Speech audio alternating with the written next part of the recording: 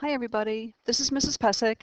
We are looking at Summer Algebra 1 Review video number 2. The topics are solving linear equations, solving an equation for a variable, and rewriting a formula. So let's take a look at our first example. For this first case, we are solving the equation 5x plus 7 equals 6. So we would need to solve for x. That means we're trying to find any x value that's going to make this equation true. So let's start by subtracting 7 from both sides, and then we would have 5x equals a negative 1. And then to find x, we could divide both sides by 5, and we get x equaling negative 1/5. All right, so that's our answer for the first one. And of course, we could check that by plugging in negative 1/5 in for x right here and seeing if it works out. Let's take a look at number 2. For number 2, we're solving the equation 15x plus 7 equals 10x minus 9. So let's start off by combining like terms on each side. So let's get all the x's on the left side, for example. So I would subtract 10x from both sides. So I'll have a 5x plus 7 equals a negative 9. Let's get the constants all on the other side. So to do that, we're going to have to subtract 7 here. And whatever we do to one side, we have to do the other. So we're going to subtract 7 from the other side. All right, at this point, we're going to have 5x equaling negative 16. And then we want to solve that by dividing both sides by 5. So if we divide both sides by 5, we got our answer as negative 16/5. Let's take a look at the next example.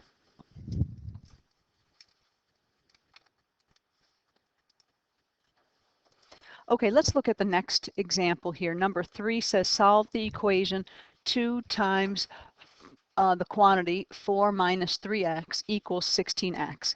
To start this one off, we're going to have to distribute the 2 to both of these here. So 2 times 4 is 8, and 2 times a negative 3x would be a negative 6x.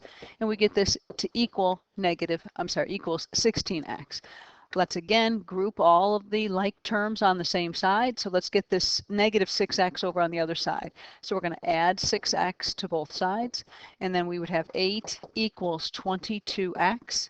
And then we want to solve for x. So let's divide both sides by 22. And we get our answer, x is equal to 8 over 22. And we can reduce that because 2 goes into 8 4 times, and 2 goes into 22 11 times. So we really get our answer as 4/11 for this problem. Let's take a look at number 4. For number 4, similarly, we need to distribute over here on the left side, but we also have some x's that we can combine on the right side. Well, let's take care of this distribution first. 3 times 5x is 15x, and 3 times the negative 1 is going to be a negative 3. Over here on the right side, let's combine these like terms. So I've got a 5x minus x. Remember, that's 5x minus 1x. So think of that as 5 apples minus 1 apple is going to leave you with 4 apples. So we're going to have 4x minus 6. At this point, we want to group the terms together that are like terms. So let's subtract 4x from both sides of the equation. We get 11x minus 3 equals a negative 6. Then let's add 3 to both sides. So add 3 so I can get all of the constants together. And so I get 11x equals negative 3.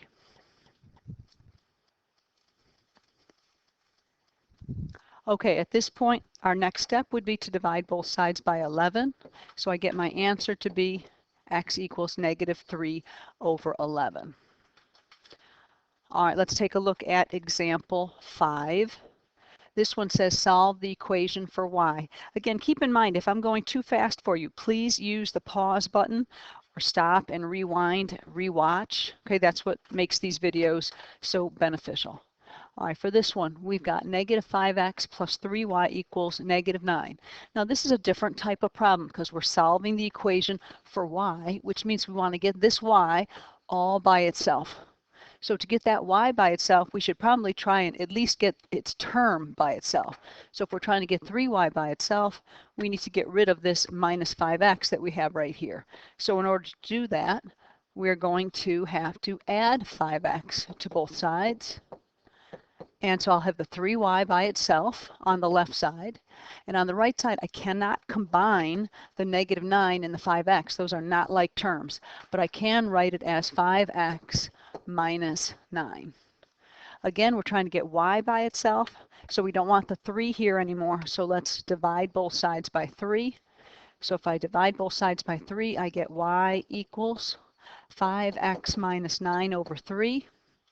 And let's actually write this in kind of like slope-intercept form. We can write as y equals, and let's split this up into 5x over 3 minus 9 over 3.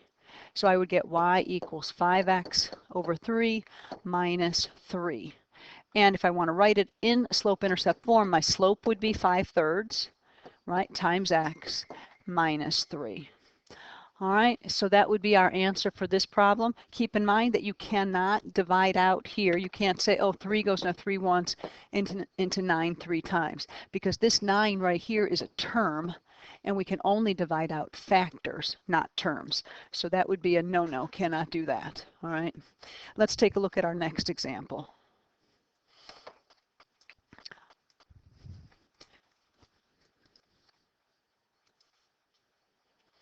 Okay, so this problem is going to be similar. We're solving the equation for y, so we're trying to get y by itself, but this time we have y showing up in 2 places. Y is appearing here in this term, and y is appearing here. So our strategy for this type of problem is going to be to factor out the y. So let's factor out y in front, and we can say y times what is going to give me this first term of 2y. Well, I would need a 2 there. And then y times what is going to give me this second term? Well, y times x is going to give me the second term, and I will need a plus in between. So if I distributed y times 2, I'd get 2y. If I distribute here, y times x is xy. So that all works out just fine. So I want to leave this y times the quantity 2 plus x, and that's going to be equal to 6. At this point, since I only have y written once, I can get rid of the 2 plus x by dividing both sides by 2 plus x. Whoops, let's try that again, 2 plus x. So my final answer, since this 2 plus x and this 2 plus x are dividing out, I get y equals 6 over 2 plus x. And that would be our answer because we have y simplified, or all by itself. Let's take a look at number 7. Below is the formula for finding the area of a trapezoid. Solve for base B1. Rewrite the formula. All right, so here's our formula. It's the formula for the area of a trapezoid, where h is the height of the trapezoid. Let's get a visual here of what we're talking about. So our trapezoid might look something like this, where this would be like base 1, this would be base 2, and this would be the height here. And we can find the area by taking 1/2 the height times the sum of the bases. In this case, if we want to solve for base B1, I would recommend that we start off by multiplying both sides by 2 to get rid of the 1/2. So this 2 here can divide out with this. So I now have 2a equaling h times the quantity B1 plus B2. I'm trying to solve for B1, so my next step would be to divide both sides by h.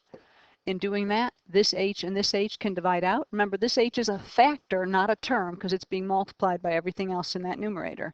So I now have 2a over h equaling B1 plus B2. And we need to get B1 by itself, so our last step would be to subtract B2 from both sides. So I'm going to have 2a over h minus b2 is equal to b1. And we're done. We have b1 all by itself for this problem. All right, let's take a look at, that was number 7. Let's take a look at number 8. Solve for the variable g in the following formula. So if we're going to solve for g, here's the term in which g is currently at. So we want to get that term by itself. So let's subtract d from both sides. So I now have r minus d equaling 4gh. And now, since I want to get g by itself, and g is being multiplied by 4 and h, let's divide both sides by 4h. Now the 4's divide out, the h's divide out, and I'm left with g equaling r minus d over 4h. And we're done because we have the variable g by itself. All right, so that brings up some practice problems for you that you can try before taking the Blackboard quiz. The answers are provided on the next Smartboard page, so you can check your work. So you can read these questions over on your own and pause this to try these problems. And then after you've tried them all, then unpause and see what the answers are. Meanwhile, I'm going to go on and show the answers. So hopefully you've already paused this. And here are the answers.